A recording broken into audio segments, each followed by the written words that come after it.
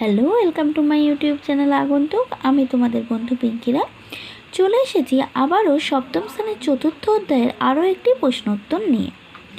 তো আজকের প্রশ্নোত্তর আলোচনার আগে বলে রাখি, যদি তোমার আমার এই প্রশ্নোত্তর শেয়ার ভালো লেগে থাকে তবে please please please subscribe my আগন্তুক ইউটিউব চ্যানেল। পাশে থেকো, ভালোবাসা দিও ও অনেক অনেক কমেন্টস ও সাবস্ক্রাইব করো, তাহলে আরও অনেক নতুন নতুন ইম্পর্টেন্ট প্রশ্ন উত্তর নিয়ে তোমাদের সামনে চলে আসব। তো দেখো আজকের প্রশ্ন উত্তরটা কি।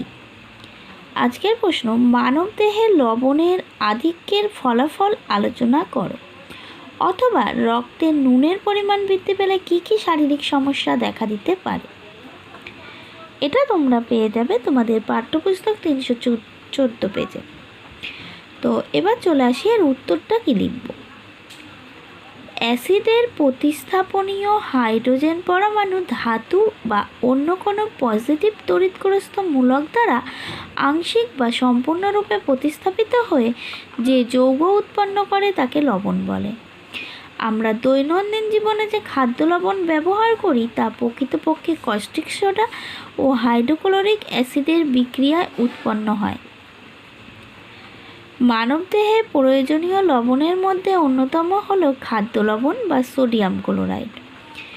মানবদেহে খাদ্য লবণের স্বাভাবিক মাত্রা নির্দিষ্ট।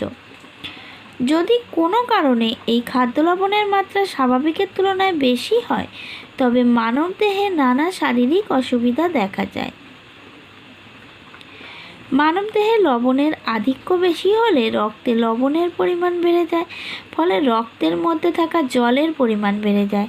রক্তে জল বাড়ার ফলে রক্তচাপ বাড়ে, আর রক্তচাপ বৃদ্ধি পেলে বিভিন্ন শারীরিক অসুবিধা যেমন হৃৎপিণ্ডে রক্ত চলাচল বেড়ে যায়, ফলে হৃদস্পন্দন বৃদ্ধি পায়, মস্তিষ্কে রক্তক্ষরণ হয় ইত্যাদি।